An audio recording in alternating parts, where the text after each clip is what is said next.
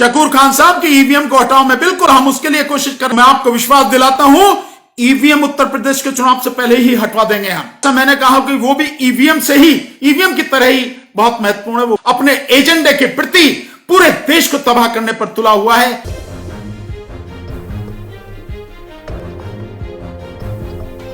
जिसे कोई भी पार्टी जिस विषय को नहीं उठा रही, जो कि बहुत महत्वपूर्ण विषय है, जिसको उठाना निहायत जरूरी है, जितना ईवीएम का सवाल उठाना जरूरी है उतना ही उस विषय को भी हटाना बहुत जरूरी है। आपने सही कहा, शकूर खान साहब की ईवीएम को हटाओ, मैं बिल्कुल हम उसके लिए कोशिश कर रहे हैं, पर आप साथ देंगे तभी हटेगा, नहीं तो नहीं हटेगा। हम लगातार करें, हमने जो ईवीएम हटाओ के विषय में जो हस्ताक्षर अभियान चला रखा है, उसके विषय में जो हम लगातार लोगों से कह रहे हैं कि उस पर सिग्नेचर करके दीजिए, वो फॉर्म हमें भेजिए। अभी लोग बहुत धीरे धीरे उसको भेज रहे हैं। हम कह रहे हैं कि लोग थोड़ी सी मेहनत करें, अपने गांव, अपने मोहल्ले, अपने जहां भी शहर है, जहां वो करा सकते हैं। एक फॉर्म पे 25 लोगों के सिग्नेचर वो तो करा ही जा सकते हैं ना, और कुछ नहीं होता साथियों, तो वो तो आप करा ही सकते हैं। इसलिए साथियों वो कराकर भेजिए। निश्चित रूप से अगर आप ईमानदारी से साथ देंगे, और जैसा मैं कह रहा हूं कि उत्तर प्रदेश के 2022 में चुनाव से पहले 18 करोड़ जो वोटर है उत्तर प्रदेश, पंजाब, उत्तराखंड, गोवा और मणिपुर में, इसमें से 9 करोड़ लोग अगर साइन करा के दे दें तो मैं आपको विश्वास दिलाता हूं ईवीएम उत्तर प्रदेश के चुनाव से पहले ही हटवा देंगे हम। लेकिन आपको साथ देना पड़ेगा।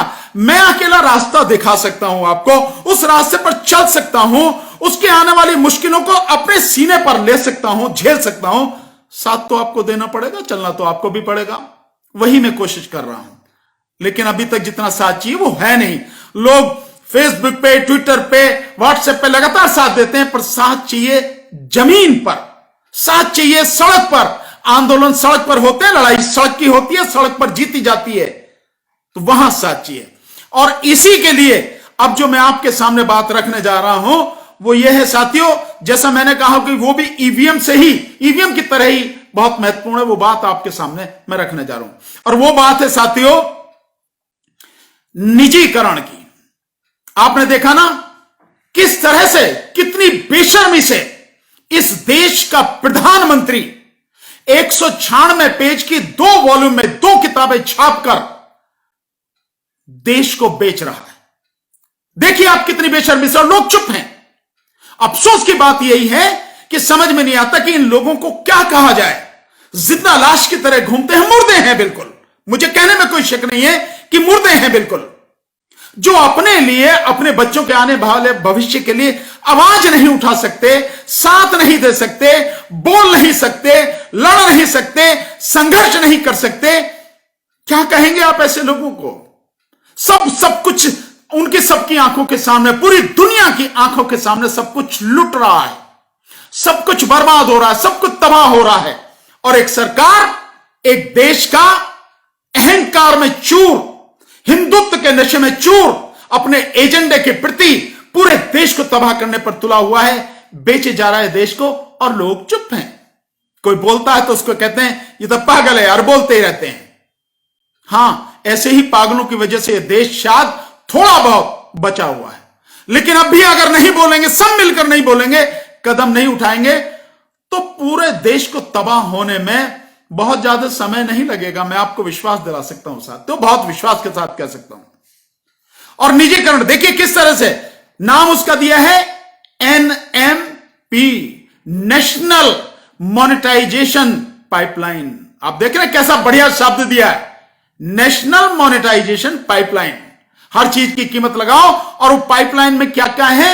उस पाइपलाइन में है BSNL, BPCL, उस पाइपलाइन में है 26,700 किलोमीटर के नेशनल हाईवे, उस पाइपलाइन में है कॉनकोर, इतनी बढ़िया कंपनी, उस पाइपलाइन में एयर इंडिया, जिसकी बोली भी बताते हैं धीरे से चुपके से लगाई है टाटा ने, जो एयर इंडिया को खरीदने जा रहे हैं।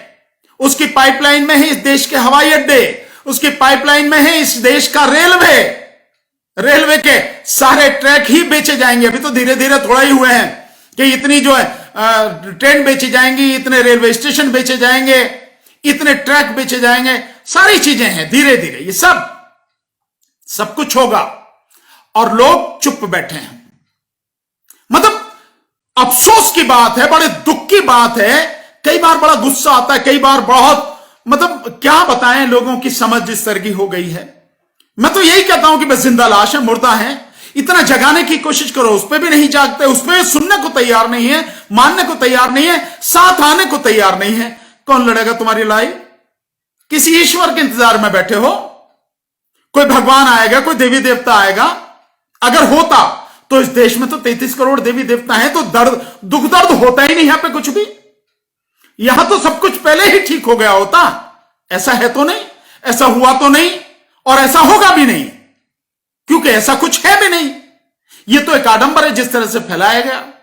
आप उस आडंबर के जाल में फंस गए। और अब जिस तरह की सारी कवायद चल रही है, जो पहले वर्ण व्यवस्था थी, उसी वर्ण व्यवस्था को पूरी तरह से लाने में, लादने में और लागू करने में यह सरकार लगी हुई है। और उस वर्ण व्यवस्था में केवल 3 की ही जगह है, चौथे की जगह नहीं है। चौथे की जगह तो वही है पैरों में, चौथे की जगह तो वही है। उसका काम सिर्फ यह है कि ऊपर के जो 3 हैं इनकी सेवा करना, जो सवर्ण हैं। वीडियो अगर आपको पसंद आया हो तो इसे लाइक करें, कमेंट करें, शेयर करें और हां, हमारे चैनल को सब्सक्राइब करना ना भूलें, ताकि देश विदेश से जुड़ी खबरें आप मिस ना करें। क्योंकि कोरोना काल में 2 गज दूरी, मास्क है जरूरी।